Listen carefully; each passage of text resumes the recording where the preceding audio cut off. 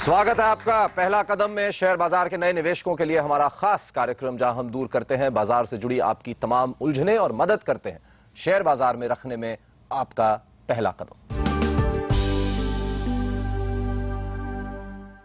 आपके सबसे ज्यादा खत हमें इस बात को लेकर मिलते हैं कि कैसे शेयर बाजार से तुरंत मुनाफा कमाया जा सके, लेकिन हम आपको लगातार बताते हैं कि फायदेमंद निवेश के लिए लॉन्ग टर्म का नजरिया होना बहुत जरूरी है। इसीलिए पहला कदम की दूसरी सीरीज की शुरुआत करते हैं लॉन्ग टर्म निवेश के फायदे की चर्चा से।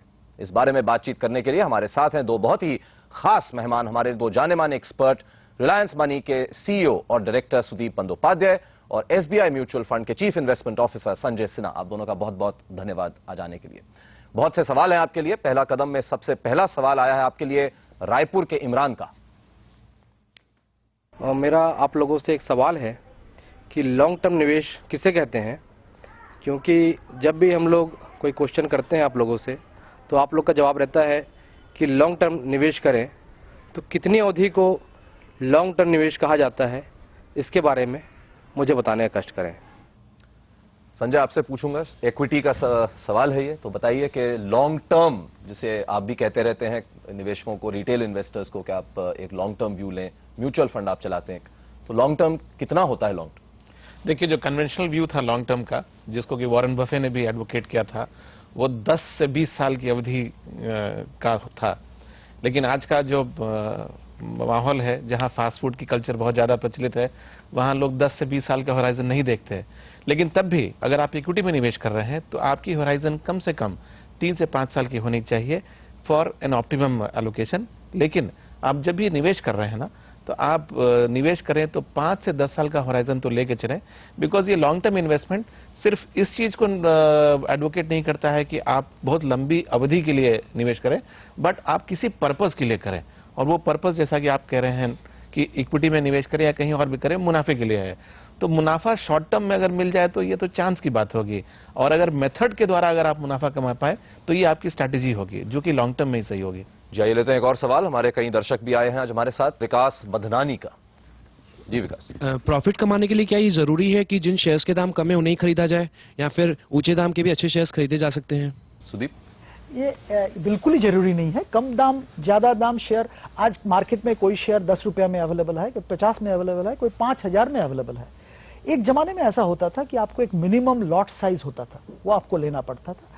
उस जमाने में शायद ये लॉजिक काम करता है कि मेरे पास उतने पैसे है नहीं, मैं तो छोटा दाम का ही शेयर ले पाऊंगा, क्योंकि पर आज के दिन में ये लॉजिक नहीं काम करता है, क्योंकि एक शेयर भी आप ले सकते हैं, 2 शेयर भी आप ले सकते हैं, कुछ भी नंबर ऑफ शेयर्स आप ले सकते हैं। अंडर दिस सर्कमस्टांसेस कोई छोटा दाम बड़ा दाम ये कुछ आपको कभी नहीं देखना चाहिए। आपको कंपनी कैसा है, कंपनी का परफॉर्मेंस कैसा है, पिछले परफॉर्मेंस कैसा रहा है, फ्यूचर ग्रोथ प्रोजेक्शंस क्या है, फ्यूचर एक्सपेक्टेशन क्या है, उसी हिसाब से निवेश करना चाहिए। एक अगर म्यूचुअल फंड की नजरिए से देखें तो जब आप बाकी सब निवेशकों के पैसे लगाते हैं तो आप क्या स्ट्रैटेजी लेते हैं इसमें? क्या आपको ये प्राइस, जैसे सुदीप ने कहा, दैट्स नॉट नेसेसरी, क्या आप भी ये मानते हैं? विवेक, हम प्राइस नहीं देखते, हम वैल्यू देखते हैं। हाँ, मान लीजिए किसी शेयर की दाम अगर 100 रुपए है तो उसकी वैल्यू 150 रुपए होनी चाहिए, तो ये 100 रुपए पर भी मेरे लिए आकर्षक है। और अगर किसी शेयर का दाम 50 रुपए है और उसकी वैल्यू जो है वो 25 रुपए है, तो 50 रुपए भी हमारे लायक नहीं है। सो हमें शेयर के वैल्यू को देखना चाहिए, उसके प्राइस को नहीं देखना चाहिए। यही सही तरीका है निवेश करने का। चलिए, पहला कदम में वक्त है एक छोटे से ब्रेक का, लेकिन जाते जाते आइए एक नजर डालते हैं दूसरे एसेट क्लासेस के मुकाबले इक्विटी के रिटर्न्स पर। हालांकि बाजार में उतार चढ़ाव तो आते रहते हैं, लेकिन अगर आप लंबे अरसे के दौरान बाजार का प्रदर्शन देखें तो निवेश के दूसरे सभी तरीके पीछे रह जाते हैं। पिछले 28 साल के दौरान बाजार ने औसतन 18.4% का रिटर्न दिया है। वहीं सोने पर सालाना रिटर्न सिर्फ 10.3% ही रहा है, जबकि बैंक डिपॉजिट पर औसत रिटर्न सिर्फ 9.9% ही रहा है। पिछले 10 साल के रिटर्न पर गौर करें तो इक्विटी ने 16.11% का रिटर्न दिया है, जबकि सोने ने सिर्फ 7% और बैंक डिपॉजिट ने 12.55% का। 5 साल के रिटर्न के आंकड़े बताते हैं कि इक्विटी सालाना 34.72% के साथ सबसे ऊपर है, जबकि सोने पर औसत रिटर्न 10% ही रहा है और बैंक डिपॉजिट पर रिटर्न 6.39% रहा है। यानी अगर आपका नजरिया लंबी अवधि का है तो बाजार के उतार चढ़ाव का आपके मुनाफे पर कोई असर नहीं होगा।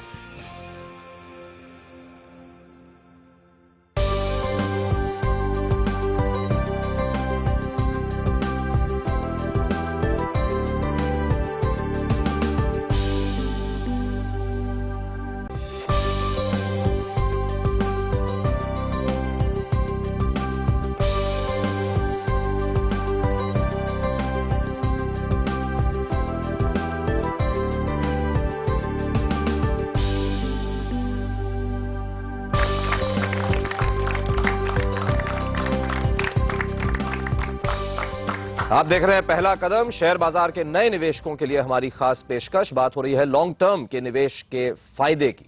हमारे साथ हैं रिलायंस मनी के सीईओ सुदीप बंदोपाध्याय और एसबीआई म्यूचुअल फंड के chief investment officer Sanjay Sinha ji. आइए एक और सवाल है स्नेहा अग्रवाल का। सर, बाजार का भाव लगातार बढ़ते जा रहा है, लेकिन सर कोई तो एक लिमिट होगी जहां पर ये जाकर रुक जाएगा। सर, ऐसे में लॉन्ग टर्म इन्वेस्टमेंट करने से नुकसान भी तो हो सकता है। बताइए सुदीप, जैसा सवाल है इनका कि ये क्या लेवल है। पिछले 5-6 साल पहले तो 4-5 हजार भी बहुत ज्यादा लगते थे, अब 21,000 पे बैठे। मैं आपको एक चीज बताऊंगा। आज से 3-3.5 साल पहले जब ये कांग्रेस गवर्नमेंट पावर पे आया था, मई 2004 मेरे ख्याल से, सबने बोला था कि मार्केट बहुत गिर गया था। समटाइम इन मई बहुत गिरा था मार्केट। इंडेक्स 4000 के आसपास था। हम सब लोग सोच रहे थे, बहुत सारे रिटेल इन्वेस्टर्स ऐसे सोच रहे थे कि मार्केट तो खत्म हो गया। आज देखिए 3.5-4 साल हुआ है, 4 साल भी नहीं हुआ, मार्केट 20,000 पे है। तो 3-3.5 साल में मार्केट